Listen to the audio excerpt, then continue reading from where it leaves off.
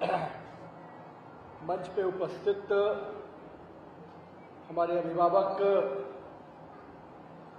अवधेश कुमार श्रीवास्तव जी, जो जमशेदपुर से हम लोग के बीच में उपस्थित हैं, अपने ओपी सक्सेना जी, राष्ट्रीय उपाध्यक्ष अखिल भारतीय कायस्थ महासभा, संजीव रंजन साहे जी, राष्ट्रीय उपाध्यक्ष, आदरणीय DN वर्मा जी, अपने विधान परिषद के सदस्य, भारतीय जनता पार्टी के राष्ट्रीय मीडिया सह प्रभारी संजय मयूर जी, इस कार्यक्रम में लगे हुए छत्तीसगढ़ प्रांत से यहाँ पर काम कर रहे पार्टी के वर्किंग की दृष्टि से संजय श्रीवास्तव जी, अपने तमाल घोष संपादक अमृत प्रभात जी, AK श्रीवास्तव जी, और यहाँ पर उपस्थित अपने समाज के और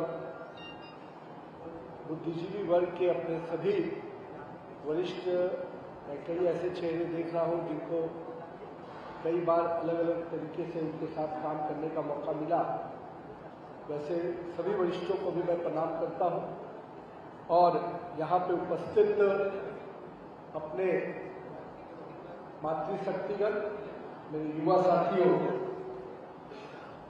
आज हम लोग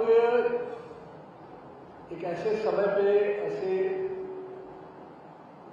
परिस्थिति में उपस्थित हुए हैं जहां पूरा पश्चिम बंगाल एक अलग दौर में है और एक अलग आवाज के साथ आगे बढ़ रहा है। और मैं आप लोग के आशीर्वाद से, अपने परिवारजनों के आशीर्वाद से, पार्टी ने मुझे बड़ी जिम्मेदारी दी और आज मुझे उसी जिम्मेदारी के तहत पश्चिम बंगाल के चुनाव के संबंध में मैं उपस्थित हूँ। अभी हमारे अभिभावक चर्चा कर रहे थे हमारे सारंग साहब का, जो अखिल भारतीय कायस्थ महासभा के राष्ट्रीय अध्यक्ष रहे, और उन्होंने जिस प्रकार से समाज को जोड़कर चलने की प्रवृत्ति को, मैं जब राजनीति में नया नया आया तो मुझे उस परिस्थिति में उन्होंने इसको वहां कर लिया।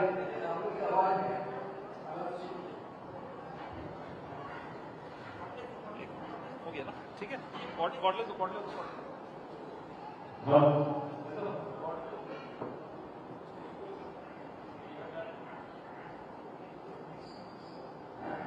हेलो, लोगों से बात करने के लिए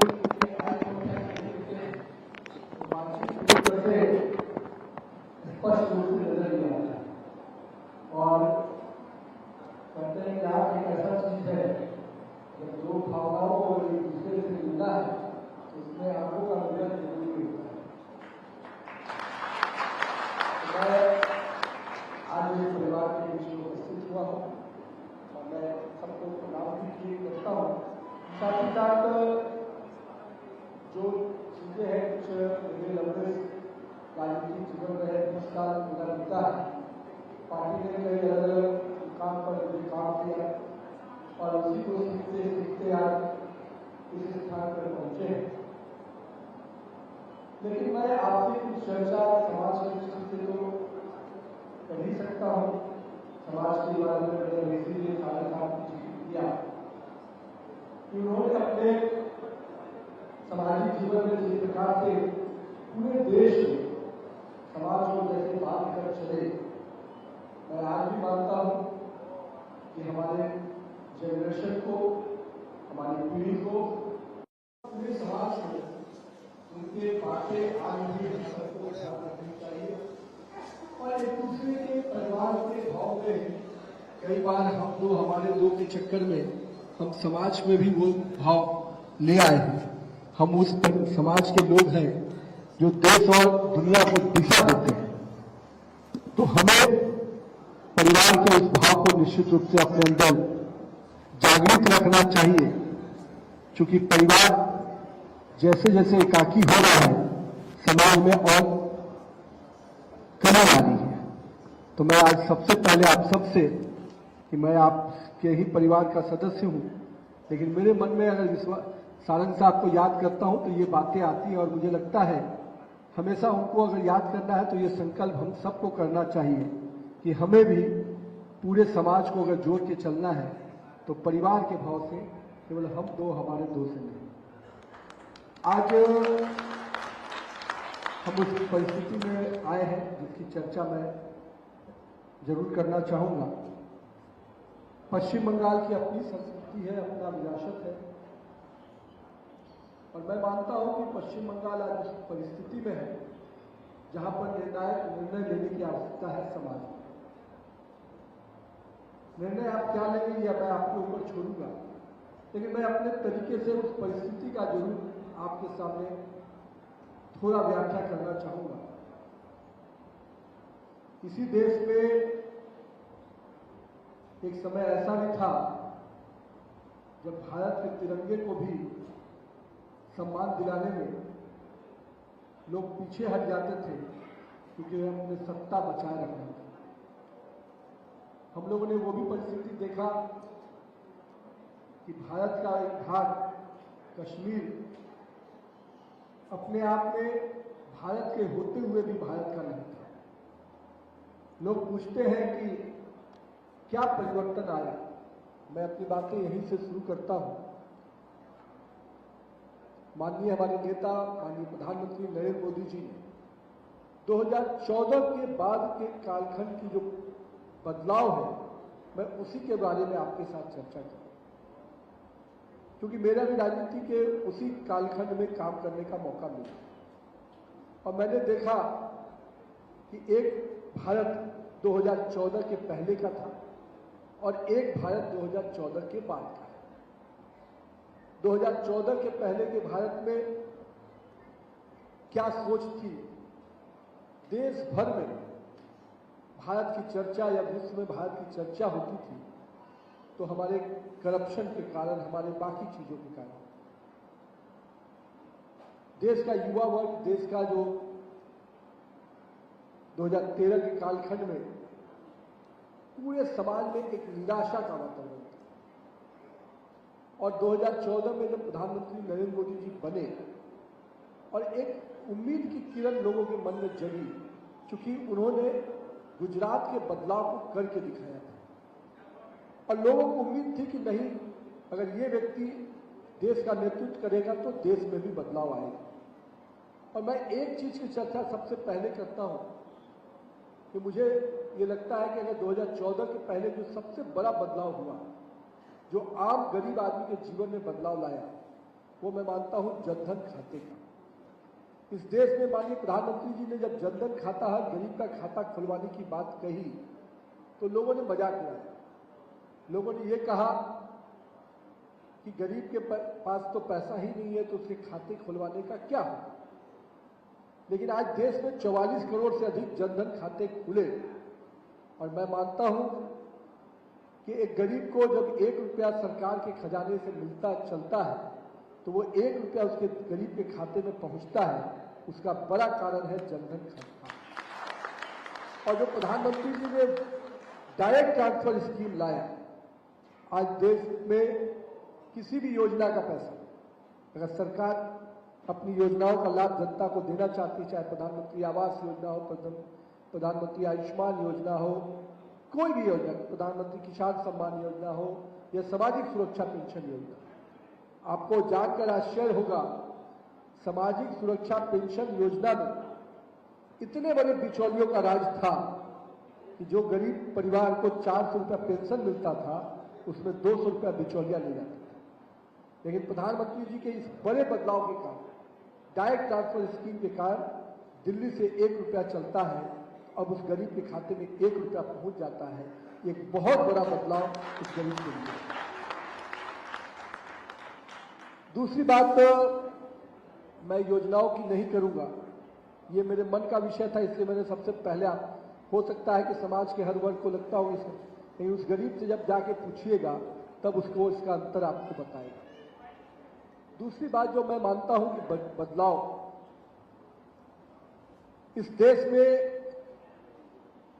एक कश्मीर की बात मैं अभी कर रहा था, मुझे इसी कलकत्ता की जमीन से 2011 में एक यात्रा निकालने का मौका मिला, राष्ट्रीय एकता यात्रा। कलकत्ता से कश्मीर की यात्रा हम लोगों ने की थी। मैं उस समय युवा मोर्चा का राष्ट्रीय महामंत्री था और अनुराग ठाकुर जी हमारे अध्यक्ष हुआ करते थे। कलकत्ता से जब कश्मीर की यात्रा में हम गए और कश्मीर में 26 जनवरी को तिरंगा फहराने की योजना थी, मुझे वह सौभाग्य मिला कि मैं उस यात्रा में माननीय अनुराग जी के नेतृत्व में उस यात्रा की काम को देखने के लिए मुझे जम्मू कश्मीर पहले जाने का मौका मिला। और 22 जनवरी 2011 को जब मैं वहां पहुंचा तो वहां की जो लाल चौक है, कश्मीर का जो लाल चौक है, वहां पर मैं आईजी से मिलने गया और मिलने के बाद जब मैं बाहर निकला तो लाल चौक पे पाकिस्तान का झंडा लगा हुआ था और आईजी ऑफिस के बाहर निकलने के बाद प्रशासन भी वहां पर थी, लेकिन किसी ने उस पाकिस्तान के झंडे को हटाने की हिम्मत नहीं की। दिल्ली में भी एक सरकार बैठी थी जो मौन बैठी थी और एक कश्मीर में भी एक सरकार थी जो शांति से देख रही थी। मेरे मन में वो दिन आज भी मैं भूलता नहीं। हम लोगों ने वहां प्रेस किया, हमने कहा कि हम 26 जनवरी को यहां तिरंगा फहराएंगे, लेकिन इस देश में अपने ही तिरंगा को फहराने के लिए कर्फ्यू लग जाए, यह भी इस देश की हकीकत है 2011 की। और मुझे आपको एक बताते हुए और कष्ट भी हो रहा है कि 2011 के उस घटना ने मेरे अंदर बहुत बड़ा संदेश मुझे अंदर से संकल्पित किया। भारत के तिरंगे को जम्मू कश्मीर में पेपर छपता है, जम्मू में छपता है, कश्मीर में नहीं छपता था उस समय। हम लोगों ने पेपर के थाक के अंदर लिफाफा में भारत का तिरंगा डालकर कश्मीर भेजा, क्योंकि कश्मीर के एयरपोर्ट पर हर ब्रीफकेस, हर गाड़ी, हर व्यक्ति का चेकिंग होता था, क्योंकि वो भारत का तिरंगा लेके नहीं आए।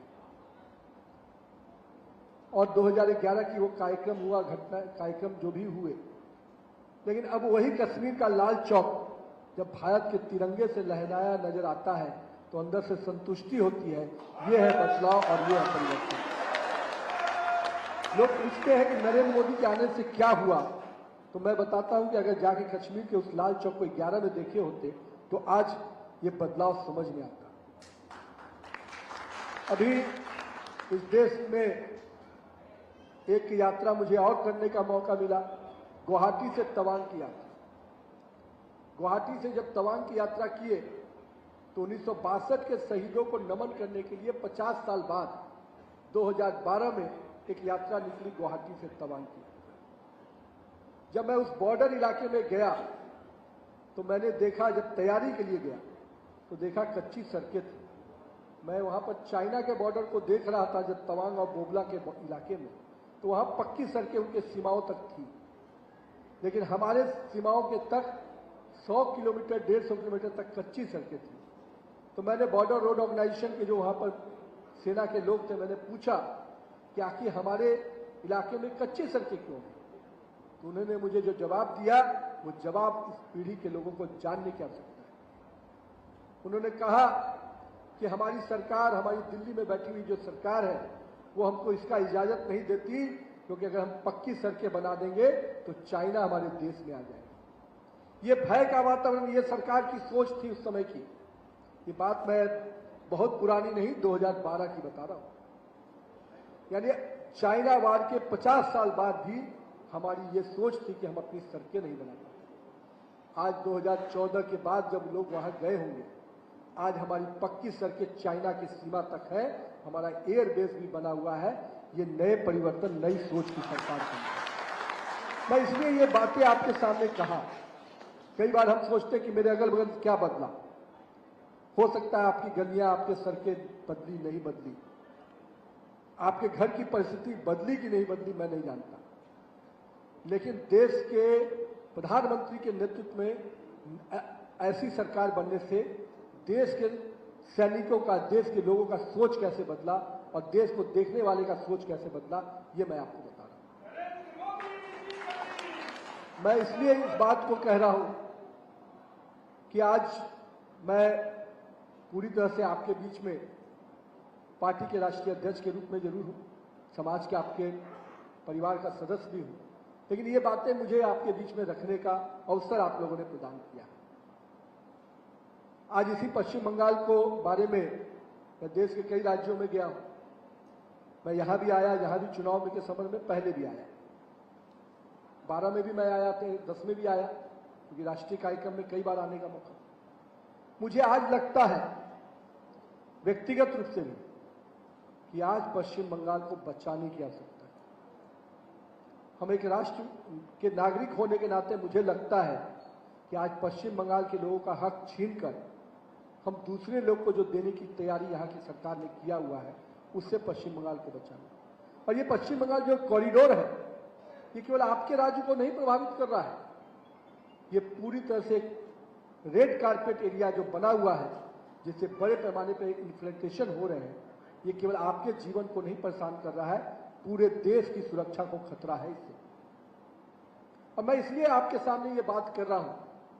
कभी कभी हम सोचते हैं कि मेरे दरवाजे के अंदर समस्या आई कि नहीं आई, हम सोचते हैं कि मेरे सड़क के अंदर समस्या है, मेरे राज्य में समस्या है, लेकिन मेरे भाई, मेरे परिवार के सदस्य, इस बात को याद रखिएगा, अगर समस्या आपके राष्ट्र में है तो भी आपके घर पहुंचेगी, आपके राज्य के अंदर है तो भी आपके घर में पहुंचेगी, अगर आपके पड़ोस तक पहुंच गई है तो भी आपके घर तक पहुंचेगी। और वो दिन दूर नहीं, अगर इस समस्या का आप इलाज नहीं किए तो आपके घर के दरवाजे के अंदर भी समस्या है।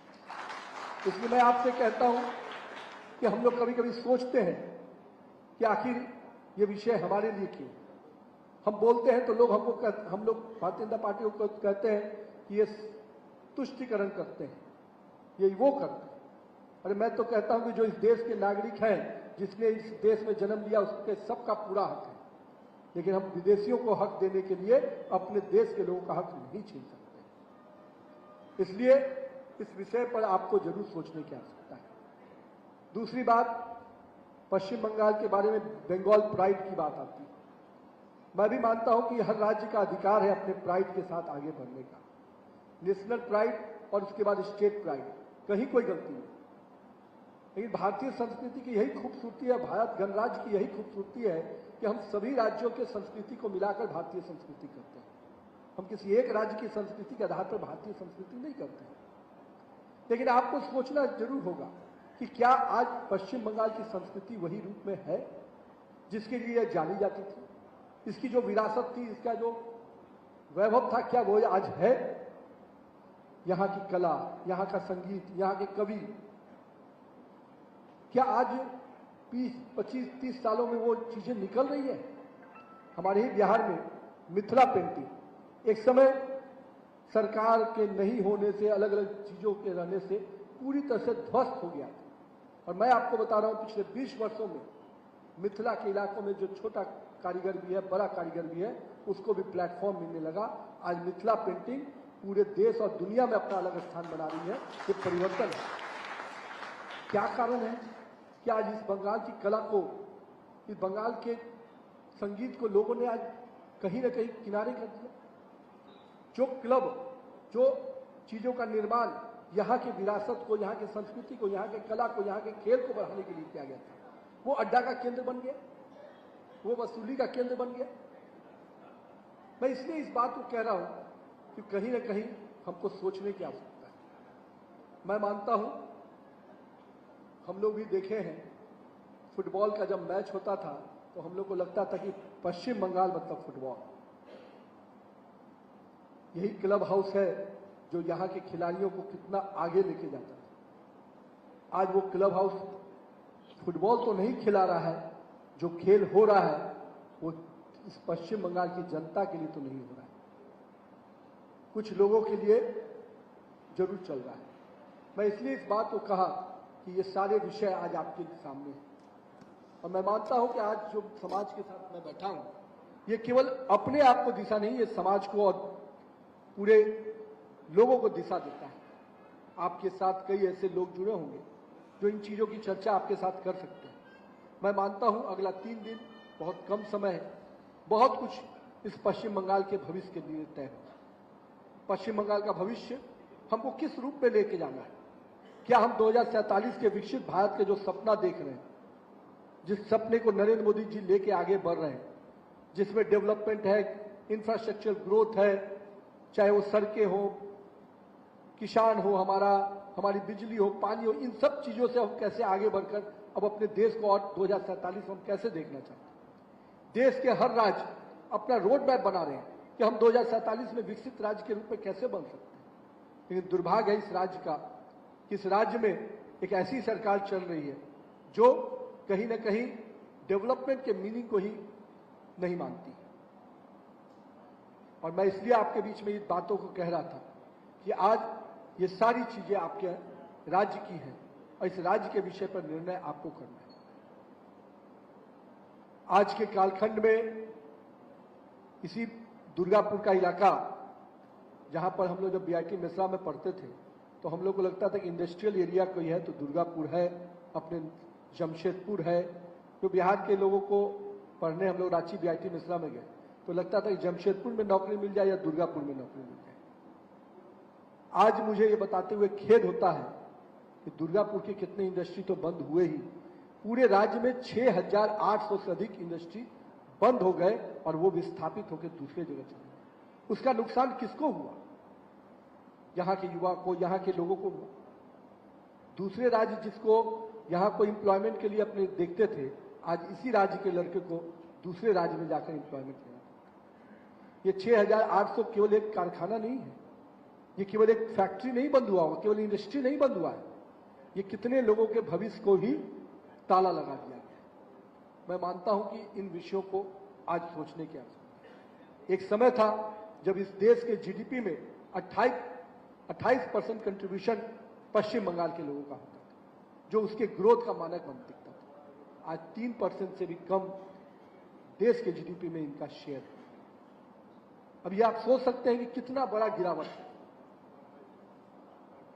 इसलिए मैं आज आपके बीच में कुछ विषय, चूंकि आज समय मेरे पास भी थोड़ा कम था, मैं लेट आया भी आपके बीच में, लेकिन मन में जो बातें थी वो आपके बीच में रखा।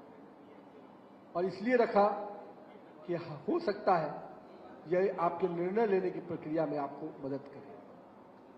लेकिन मैं साथ में हमारे कई अभिभावक मंच पे हैं, मैं उनको भी प्रणाम करता हूं और ये भी कहूंगा पूरे देश में समाज के लोगों ने अलग अलग क्षेत्र में अपना मुकाम पाया है और मैंने तो देखा है कि समाज के लोगों ने हर फील्ड में अपनी स्थान पाया। लेकिन मैं आज भी मानता हूं कि हम खुद सफल हुए तो क्या हुआ, अगर हम पूरे समाज को अपने साथ लेकर सफल होंगे तभी हमारी सफलता गिनी जाएगी। तो हम सबको व्यक्तिगत सफलताओं के साथ साथ अपने समाज, अपने इर्द गिर्द के लोगों को भी आगे लेकर चलना पड़ेगा, तभी ये सफलता हम सबको समाज के रूप में नजर आएगी। साथ ही साथ मैं बड़ी संख्या में मेरी माता शक्ति भी हैं और आज मैं इतना जरूर कहूंगा कि नरेंद्र मोदी जी की सरकार ने महिलाओं को सुरक्षा, सम्मान, स्वाभिमान और अब हिस्सेदारी की बात है। कई ऐसी योजनाएं हैं जिसकी मैं चर्चा कर सकता हूं, लेकिन मैं इन 3 शब्दों से कहूंगा कि आज प्रधानमंत्री ने उज्ज्वला से लेकर प्रधानमंत्री शौचालय योजना से लेकर लखपति दीदी तक, महिलाओं के लिए अनगिनत प्रधानमंत्री आवास योजना में गृह स्वामी उनको बनाना, कहीं न कहीं महिलाओं की सुरक्षा, सम्मान, स्वाभिमान को देखा है। और जिस प्रकार से नारी बंधन योजना को प्रधानमंत्री जी ने बढ़ाने का प्रयास किया, उसको आगे लाने का प्रयास किया। पंचायत स्तर पे हमारी महिलाएं 50% आरक्षण से लेकर आधी आबादी नेतृत्व कर रही हैं, कहीं 33%, कहीं 50%। हम सबका सपना था कि हम लोग महिलाओं को पार्लियामेंट, पंचायत से पार्लियामेंट के पूरे सफर में वहां भी उनको अधिक से अधिक रिजर्वेशन देकर उनके प्रतिनिधित्व को बढ़ाएं। पर यहां पर दिल्ली में हमारे अपोजिशन के मित्र महिलाओं की हिस्सेदारी को भी नहीं पहुंचा पाए और उनको लगा कि उनके लोग, घर के लोगों को हिस्सेदारी नहीं मिलेगी, इसलिए उन्होंने इस आरक्षण के बिल को ही गिराने का काम किया। लेकिन मैं नरेंद्र मोदी जी के उन शब्दों को आपको जरूर याद कराऊंगा। प्रधानमंत्री जी ने जब जब संकल्प लिया है, उस संकल्प को सिद्धि तक पहुंचाया है, चाहे ट्रिपल तलाक हो, चाहे 370 धारा समाप्त करना हो, चाहे अयोध्या में पवित्र राम मंदिर का निर्माण हो। ऐसी अनगिनत चीजें हैं जो मैं बता सकता हूं। प्रधानमंत्री जी का एक शब्द हमेशा रहता है कि जो चीज को संकल्पित कर लेते हैं उसको पूरा करके देते हैं। और मैं आज अपनी माता बहनों के सामने स्पष्ट कहता हूं, आप निश्चिंत रहिए, नरेंद्र मोदी जैसा नेतृत्वकर्ता हम लोग के साथ है। आने वाले समय में नारी वंदन अधिनियम को हम निश्चित रूप से लाएंगे और महिलाओं का अधिकार, मां बहनों का अधिकार, हिस्सेदारी पूरी तरह से उनको दिलवाएंगे। और आप ही लोग के आशीर्वाद से 3 बार नरेंद्र मोदी जी को आपने मौका दिया, तो देश ही नहीं पूरी दुनिया में आज भारत का नाम एक अलग तरीके से लिया जाता है। पहले हम लोग 2013 में भी मैं अमेरिका गया, भारत के बारे में लोग पूछते थे कि क्या हो रहा है भारत में, कुछ करप्शन चल रहा है, ये चल रहा है, वो चल रहा है। 2013 में मैं 20 दिन अमेरिका रहा, लेकिन कोई हमारे लिए उम्मीद फिक्र नहीं पूछता था। आज जब आप विदेश जाइएगा तो लोग भारत के बारे में पूछते हैं, और भारत के लोग ही पूछते हैं, मेरा भारत तो बहुत आगे बढ़ रहा है। विदेश में रहने वाला हर भारतीय आज गर्व करता है कि मैं भारत का हूं। ये बड़ा एहसास है जो आपने नेतृत्वकर्ता नरेंद्र मोदी के नेतृत्व में आया है। एक घटना कहकर मैं अपनी बात समाप्त करूंगा। अभी रशिया यूक्रेन युद्ध चल रहा था, भारत के तिरंगे का मान कितना बढ़ा है। रशिया यूक्रेन युद्ध चल रहा था, माननीय प्रधानमंत्री जी ने दोनों राष्ट्राध्यक्षों से कहा कि मेरे भारत को लोगों को मुझे निकालना है, मुझे 24 घंटे का सीज फायर चाहिए। तो यूक्रेन के राष्ट्राध्यक्ष ने पूछा कि आखिर भारत के लोग निकलेंगे तो हम कैसे जानेंगे भारत के लोग। तो बोले कि भारत के तिरंगे के साथ जो निकलेगा वो भारतीय होगा। और मुझे बताते हुए खुशी है, कई पाकिस्तानियों ने भी भारत का झंडा उठा लिया, क्योंकि भारत के तिरंगे में इतना महत्व हो गया है कि जो भारत के तिरंगे के साथ है उसको निकलने की अनुमति मिल रही है। ये बदलाव छोटा नहीं है, एक व्यक्ति का या एक समूह का नहीं है, ये पूरे देश का मान बढ़ाने वाली बात है। मैं इसलिए कहता हूं, हमारे नेतृत्वकर्ता ने इस देश को एक सही दिशा पर लेकर चलने का संकल्प लिया है, और ये लंबी लड़ाई है। अगर हम 2047 का सपना देख रहे हैं तो वो सपना पश्चिम बंगाल के लोगों का भी सपना बने, तभी हम सफल हो पाएंगे। आप सबका आशीर्वाद का आकांक्षी होते हुए मैं अपनी बात समाप्त करता हूं। बहुत बहुत धन्यवाद।